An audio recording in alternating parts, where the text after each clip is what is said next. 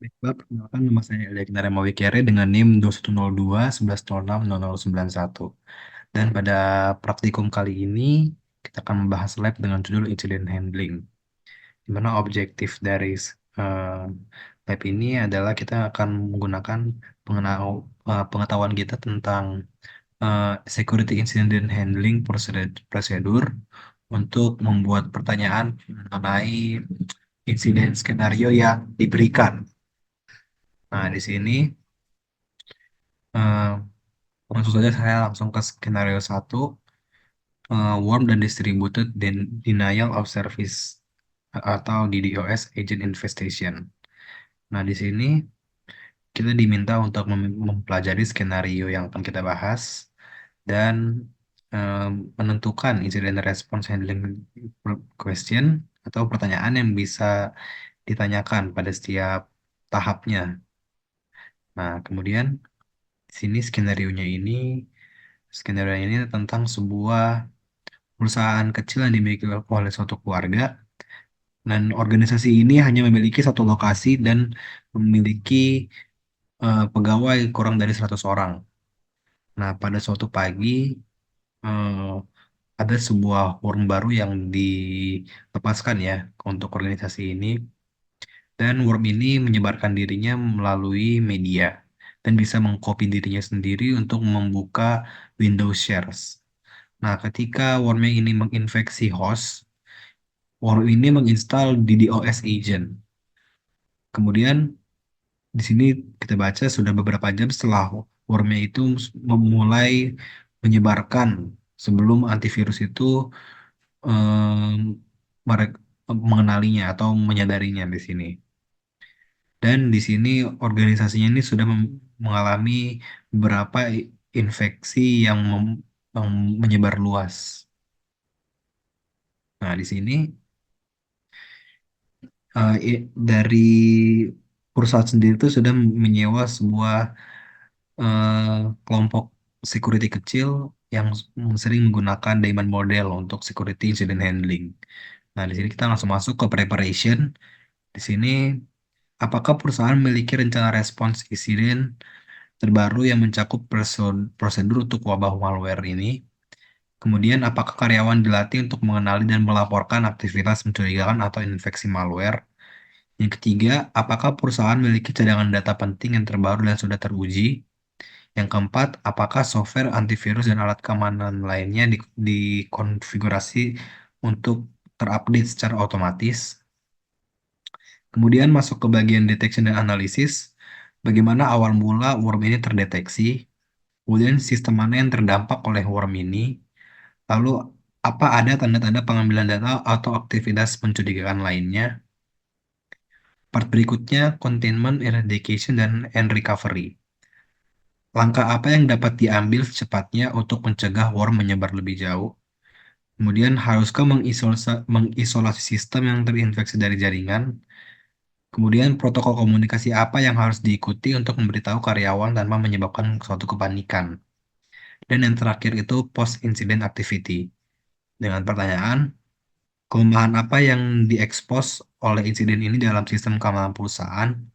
Kemudian, seberapa efektif rencana respons insiden dan eksekusi perusahaan?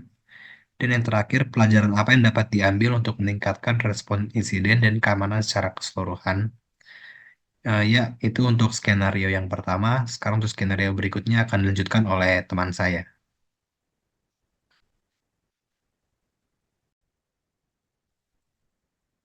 Baiklah, terima kasih atas kesempatan yang diberikan. Perkenalkan, saya Alfani Gladys Pantalo dengan NIM 210211610183.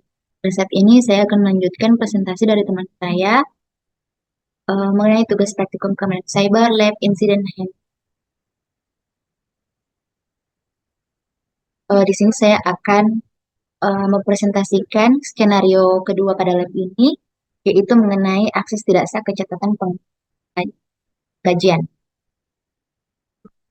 Di sini kita diminta untuk mendiskusikan dan menentukan pertanyaan penanganan tanggap insiden yang harus ditanyakan pada setiap tahap proses, tanggap insiden, pertimbangan detail organisasi, dan CSIRC saat merumuskan pertanyaan.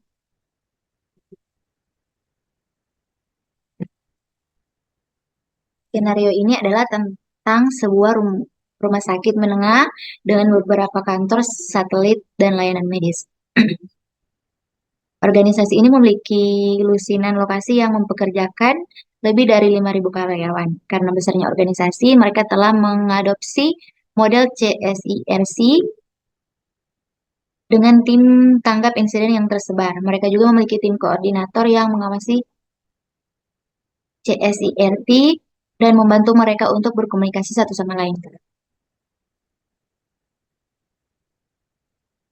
Di sini pada hari Rabu malam, tim keamanan fisik organisasi menerima telepon dari administrator pengkajian yang melihat seorang yang tidak dikenal meninggalkan kantornya, berlari di lorong dan keluar dari gedung. Administrator tersebut telah meninggalkan stasiun kerjanya dalam keadaan tidak terkunci dan tanpa pengawasan selama beberapa menit. Program program penggajian masih masuk dan berada di menu utama. Seperti saat ia meninggalkan, namun administrator tersebut menyadari bahwa mouse nampaknya telah dipindahkan. Tim tanggap insiden telah diminta untuk mendapatkan bukti yang terkait dengan insiden tersebut dan menentukan tindakan apa yang dilakukan. Tim keamanan memperhatikan model rantai pembunuh dan mereka memahami cara menggunakan basis dan versis untuk lapisan perlindungan eksternal. Mereka telah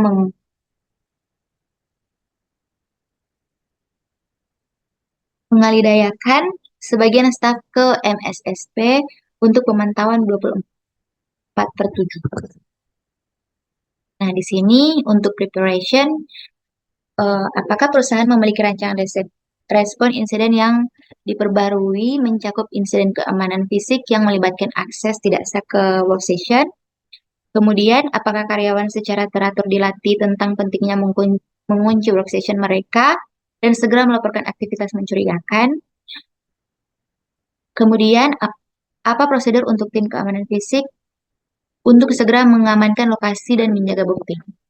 Untuk detection dan analis, bukti fisik apa yang dapat segera dikumpulkan? Misalnya rekaman CCTV, sidik jari. Kemudian, apakah ada akses tidak sah atau perubahan yang dilakukan pada sistem pengajian? Kemudian, eh, log dan jejak audit apa yang tersedia dari sistem pengkajian dan workstation untuk menentukan tindakan yang diambil. Kemudian untuk containment education dan recovery, eh,